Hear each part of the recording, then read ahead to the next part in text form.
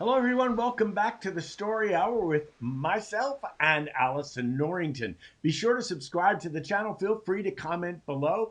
Our guest today is a continuation. This is part two of our immersive discussion with Noah Nelson. Welcome back, Noah. Hello. So I want to dive straight into the word immersive, right? Sure. I'm going to throw out a theory that we all know what it means, right? And people that have come through the industry and almost seen like the birth of immersive to be what it is today, which is so rich and layered. But I do wonder, perhaps, is there time for a new language? Because I have seen like promotional material around immersive content that invites people to immerse themselves. And I think that's a really, like, that requires a step forward, that invitation to immerse yourself, or even to promote something as immersive content. If you're not already au fait with what the behaviors of that mean, I think it's unclear what the ask is, right? So there's experiences I've done, immersive experiences, where like I'm not sure what's expected of me. So if you would talk about something like Sleep No More, for example, right? And you've got these moments when there's a possibility that one of the cast members in character will come to you and engage with you, interact with you. Like, it's that not knowing. If you go to a comedy club, you sit in the front row, you know there's a massive chance you're going to be pulled out of the crowd or picked on or the butt of the jokes. But with the word immersive as an experience, I think that, is there a way of being more clear what it really means? Do you think it puts people off, I suppose, is what I'm asking. So here's the thing about the word. I'm going to borrow a line from The Rock. It doesn't matter what its name is. No matter what we call this stuff, there'll be someone who looks at it and says, neat buzzword, I'm going to use it to promote my thing, even though my thing has nothing to do with all this other work. And there's going to be other folks who look at it who aren't adventurous and just go, oh, that looks like a lot of work. I have a friend who covered the theme park world for a very, very long time. And he looks at what Disney is doing with the Star Wars Resort Experience Adventure, don't call it a hotel, down in Orlando, and just says, you know, the WDW people, they're not going to want to do that. No one, they go there to relax. They don't want to go and spend 3 days working on a starship. Here's the thing. It's not for them. They have the Grand Floridian. You want to go sit by the pool? Go to the Grand Floridian, right? Yeah. Or go to one of the other 90 million hotels they have, right? This is for the people who've dreamt their entire life of crewing on a starship. Right. And if there's some poor parent who has to go through and drag their kid who really wants to, or reverse, some poor kid who has to watch their dad, it's probably a more likely case. You know, that's for that family to figure out. Right. When it comes to, you know, how do you, the beauty of the work is that there are different rules for any given experience, right?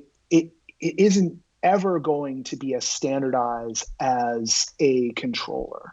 My controller's on the floor, otherwise I'd pick it up right now, right? It's never going to be as standardized as a video game controller because it has our entire being to play with, right? Yeah. We talked last week about spatial audio. You can do an immersive experience just with spatial audio alone.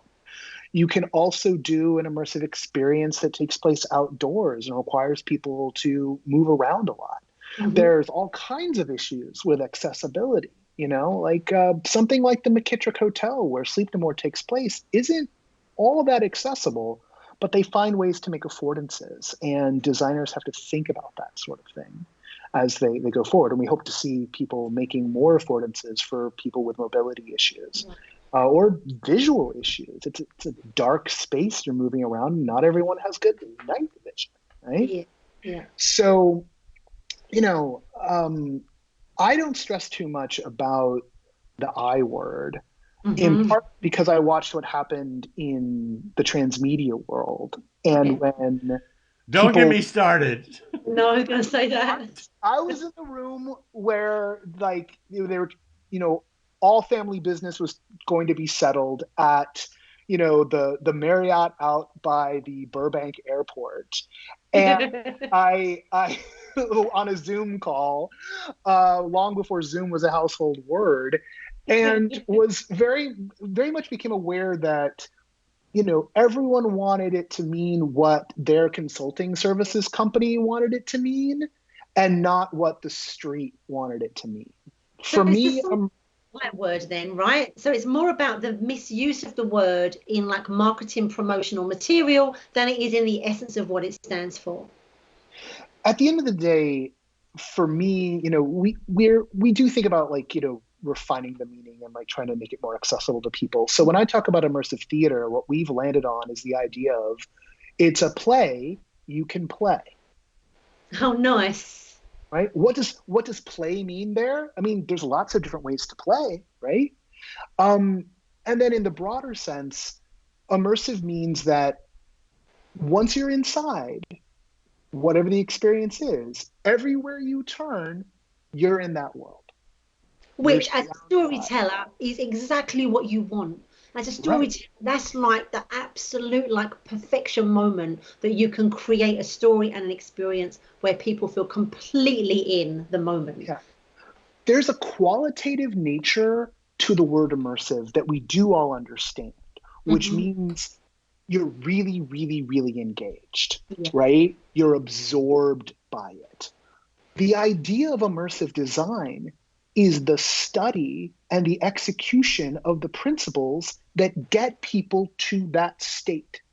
Now, you can slap the I word on something. They've slapped the I word on bidets. They literally have sold bidets with the word immersive, which, if you think about that for more than 5 seconds, is weird, wrong, and disgusting. I'm getting flushed. You don't want an immersive bidet. I love that you know about it. Yeah, you don't want to be in an immersive bidet. No. That means you're so like yeah. I long for the day when we don't use it as a marketing term, as a buzzword, but merely as something that someone asks before they go. So is this one of these plays where I sit? I look for the day when it's like the reverse, right? Am I sitting in this one or am I moving through it, right? It's a play. Which way? Yeah. Behavior. And I love that you said it's a play you can play. That's the kind of language that I feel lowers that barrier and people get what it is. But I think there's a generational thing here as well.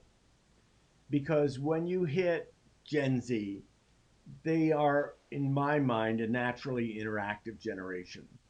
And they are media masters, native to certain medias. I watch what happened on TikTok and I marvel.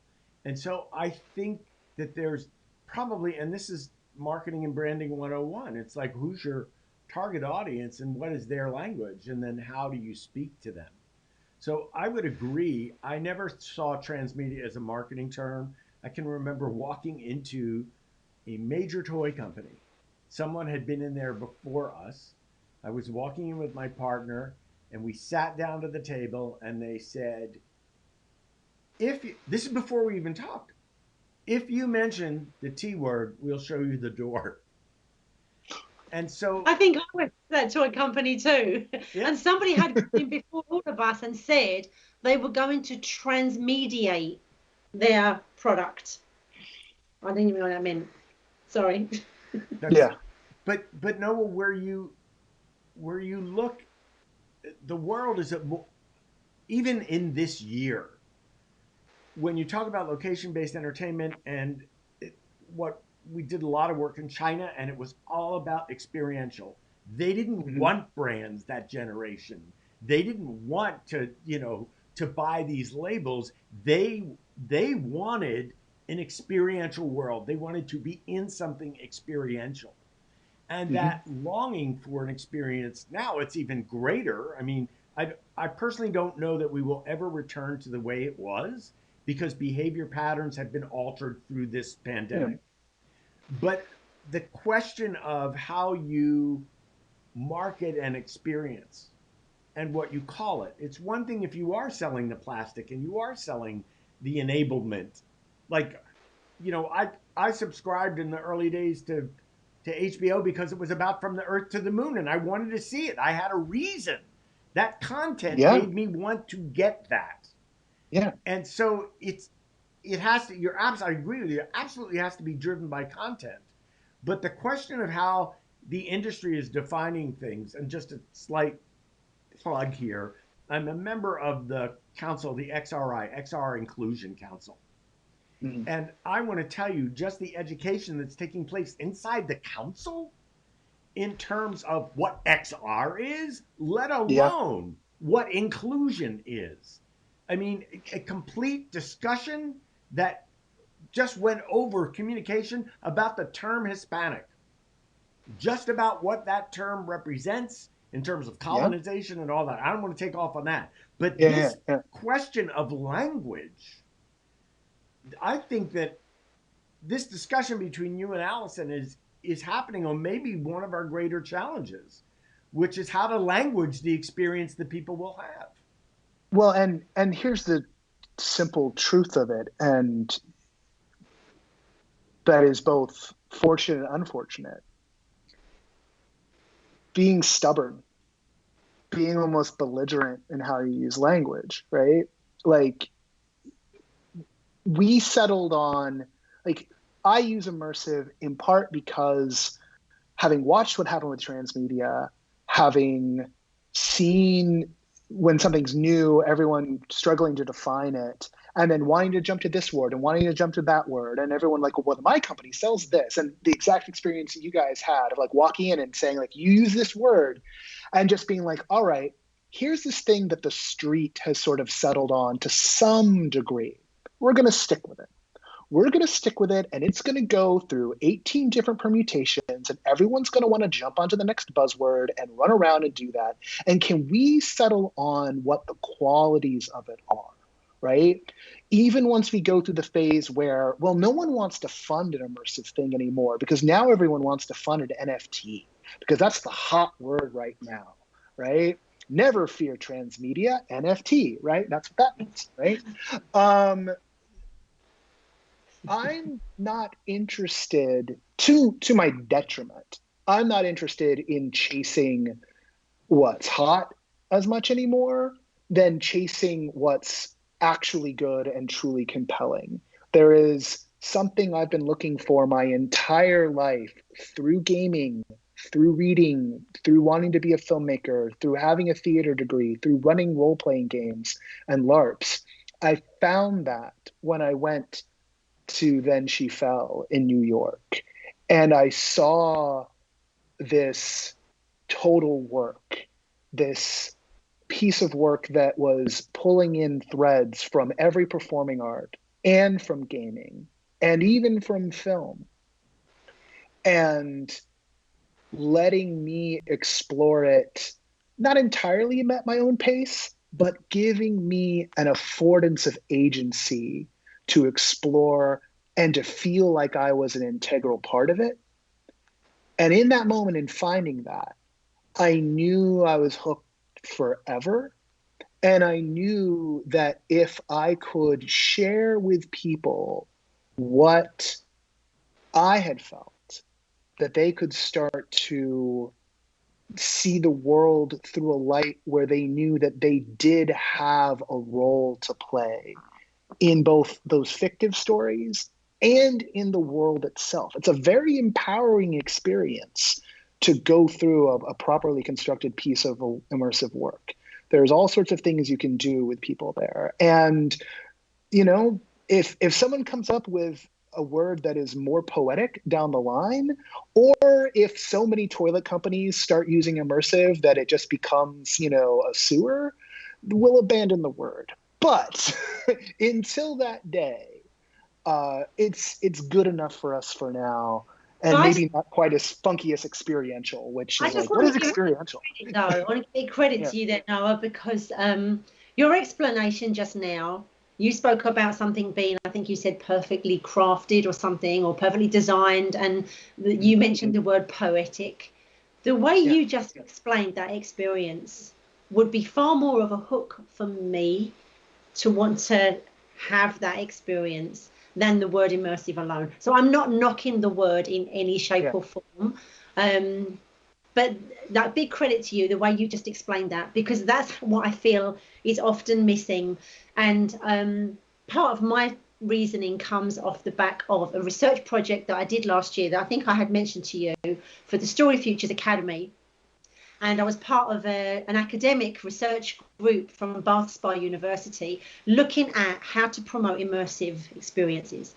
And it was the immersive promotion design. And we actually set it up as immersivepromotiondesign.com, I think it is, or something like that now, because we found that so many immersive experiences were marketed in a way that it's not evocative of what it is. Mm-hmm. It's like a really bad movie poster, or it's a 60 video, or it's a rendering of a CGI, which doesn't serve. So let me share this. Let me share something that I see happen on Everything Immersive, our site for searching immersive work. It happens all the time. Okay. There's a space on that site, not only for the title of the work, but for a teaser line, a tagline. And so many times the company just puts in an immersive experience. And I'm like, you're on a site called Everything Immersive. If it wasn't immersive, it wouldn't be here. Can you tell me what your show, what your experience is about? What are you going to do? What are people doing when they do your immersive experience? Because to steal another line, it doesn't matter who I am underneath the mask. It's what I do that defines me. What your audience is doing defines your immersive experience, all right?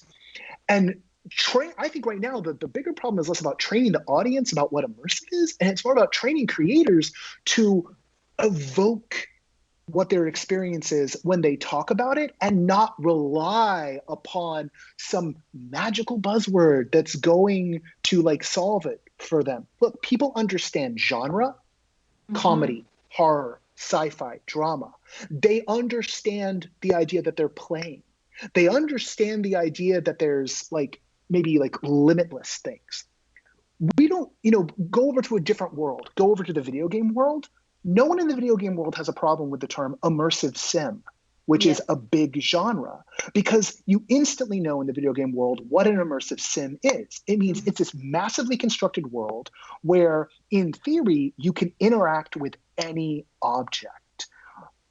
If you're aiming for that kind of design, or you're trying to evoke that kind of design in a physical or in a digital environment, then you're doing that immersive work. And it causes no anxiety, which also speaks a bit to Brian's point about generational, right?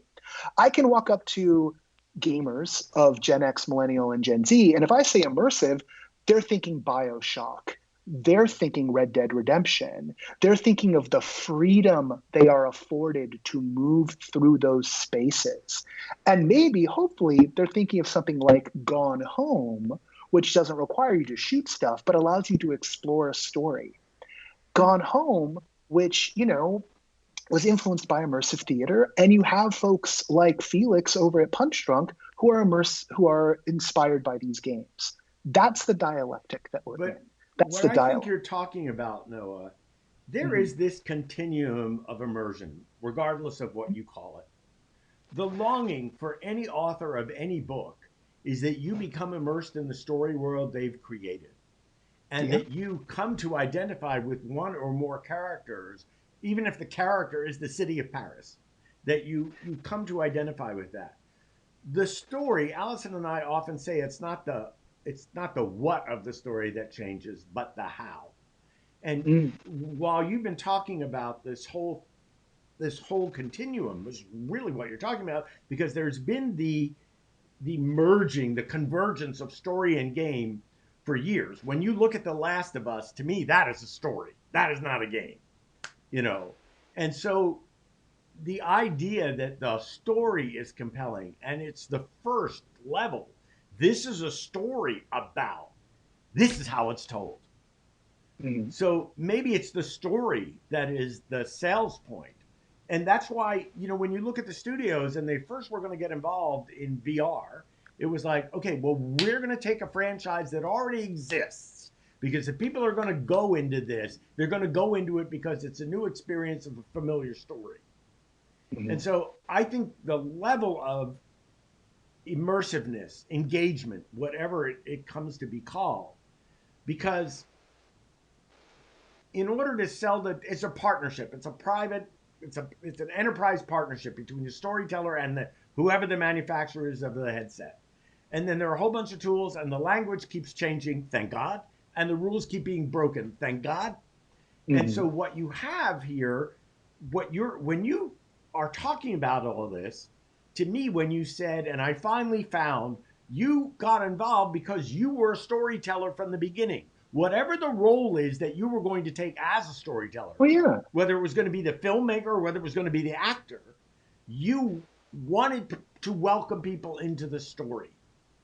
And so Yeah. these levels of storytelling and the degree of control to which the storyteller has to drive the audience also is on a continuum. Oh yeah. I mean, we were LARPing, in college in the early 90s. We were doing Vampire the Masquerade. In my first 2 years at State, I was running a vampire LARP back home in the East Bay. And it was, I mean, honestly, I only stopped because, by year 3, I was getting cast in, enough plays that I didn't have time to run the LARP anymore. That and some people power gamed it to death, and that made me very sad. And I didn't want to play with them anymore because they weren't fun to play with. But like, the we were still doing things in my acting training of like, there in directing class, I took a scene from Julius Caesar and brought it out to the quad, and I used passerbys as props, and it was amazing. And it allowed us to sort of improvise around humans, like we didn't have a word for immersive theater at the time, but that's where our instinct was, right? To like break the fourth wall, break things down.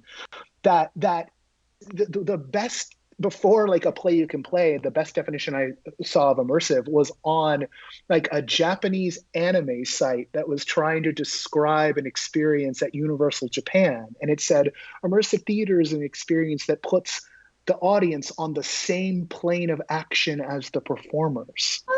And I loved that. And it was on an anime site, right? Like I think, the desire always is, Brian, you're right. People want to be immersed in the world. I mean, I am a massive Star Wars nerd. It's one of my core personality traits for all kinds of reasons.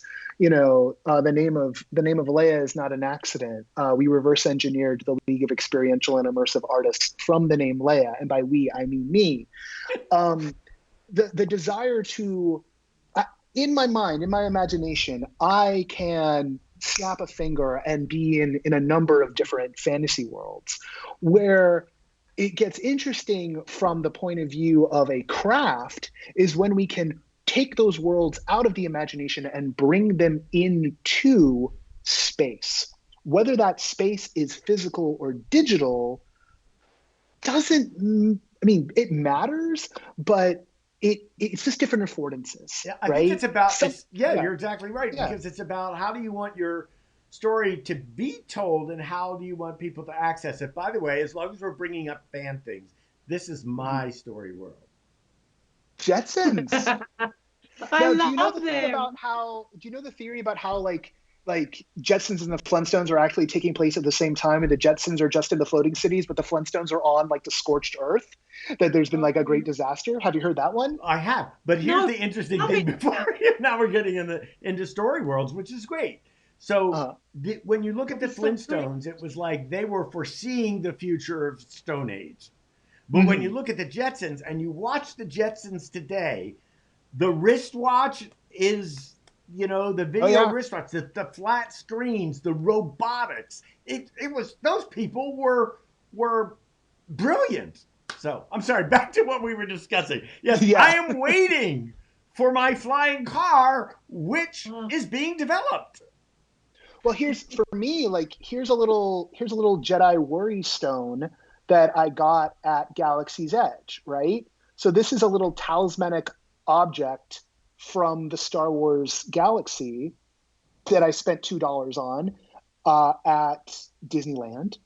And that machine is well-oiled and working very well. But there's also this idea of, can you, so I'm watching like a spider descend from the tree outside my door. Like, what is going on over there? There's also this idea of taking even people who are working not on the grand scale of a franchise like Star Wars, people who are working on the scale of an immersive theater piece. We're starting to see small indie immersive theater folks adapt their work into VR. At the event we had over the weekend, a project called Welcome to Respite, which started as a immersive theater piece here in Los Angeles that was being done, probably like in an Airbnb. It's being adapted for VR by a group of people who have been making VR experiences in VR Chat, which is one of the user-generated VR platforms. For the past few months, they've been making original experiences because they weren't able to make physical experiences for Halloween or Christmas. And now they're going to take this thing that already existed and adapt it. And there's going to be some changes to the work because of the affordances of VR. They're going to be able to get slightly more people through. They're going to be able to run more instances at once than they could with a physical installation. But they're still aiming to bring that story to life. I remember at the GDC Game Developers Conference where it was the year that Facebook was buying Oculus. Like literally the lawyers were down the road on the peninsula while Oculus had a booth at GDC. And I was talking with Nate Mitchell, who was vice president of product at the time, and he was one of the co-founders of Oculus. And Nate was the one who said, whoever takes Sleep No More and puts it on the Rift wins. And so Nate, one of the founders of Oculus, understood that the kinds of experiences you can have in an immersive theater environment, the degrees of freedom that people experience in those, if you translate that kind of narrative, or even sometimes I just like to talk in terms of meaning making, if you translate that into the digital immersive tools, you're on the right path for making compelling experiences for folks, to solving that problem of why would I ever want to own this hunk of plastic and put it on my face? It's because you can visit a world that you otherwise had only dreamed of, and you can visit it from the comfort of your home. Well, I think we are at time, and that is the perfect way to wrap our discussion. We obviously are going to have you back, especially as we come out of the pandemic and people start to return to the world and what that means to the XR and all the immersive theater and location-based entertainment. And I think we need to check in with you like on a quarterly basis. Yes, Allison?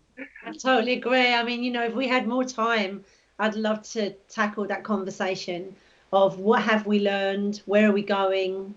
I mean, there's so much more to say. We need to pick that up. I mean, I'll give a short TLDR version of it, and it's this. People are champing at the bit. Whether or not they're, things are going to be able to be pulled off is the real question. But we already see with the reaction to Meow Wolf's opening of Omega Mart in Las Vegas, like they are selling out. They are at the capacity that they're currently afforded. We know that droves are looking forward to going back to Disneyland. We know that Disney World has been filled this entire time. We have the immersive Van Gogh experiences, of which there are 6 different flavors, which is a cool thing. We see those, which are projection mapping and VR experiences, and in some cases like physical experiences, are selling out in multiple cities and pre-extending their runs before they've even opened. Now, do we know these numbers for certain? Because again, companies are reporting their own numbers. I mean, it's easy to say, hey, I sold everything out, right? You know, like I can do that. I can sell you 2 tickets and tell you I sold out the event. But extending leases, that's real. And these people are extending their leases. So I think the only real question is whether or not we can have this stuff open without there being disaster in its wake. Yeah, That's the it's real just question. so there are so many unknowns that are actually forcing us to not only be innovative, but to live in the present before we define the future. So, all right, Noah, this, I mean, we could go on forever, and probably we will. So we will definitely have you back. Thank you so much for sharing your knowledge and your experience and your wisdom with us today. And Yeah, so uh, and we're yeah, gonna have you back. yeah, Thanks, guys. really cool. Thanks, Noah. So good. Oh, always good to talk with y'all. So anytime you want me, I'm there. Thank Excellent. you. And Allison, my partner in crime, yet another episode with someone who's changing the world, which was absolutely great. I just want to take this moment to tell everybody that every Thursday at noon Pacific, and now because of the time change, 8 p.m. British summertime, we do the writer's room on Clubhouse. And every week we do a different topic. And I hope that if you're on Clubhouse, you will join the In the Writer's Room Clubhouse. And that way, or follow at Brian Hurst or at Story Central, sorry, at Brian Hurst or at Story Central, and you'll be notified of when the schedule of when the next topic will be. We would love to have you there. We've had some absolutely amazing discussions. It's the chance for you to immerse yourself in the writer's world, and we hope you'll join us there. Allison, I will see you there or hear you there on Thursday, and as always, Yeah. I adore you. Likewise. Thank you so much. Bye bye from Los Angeles. Bye bye from London.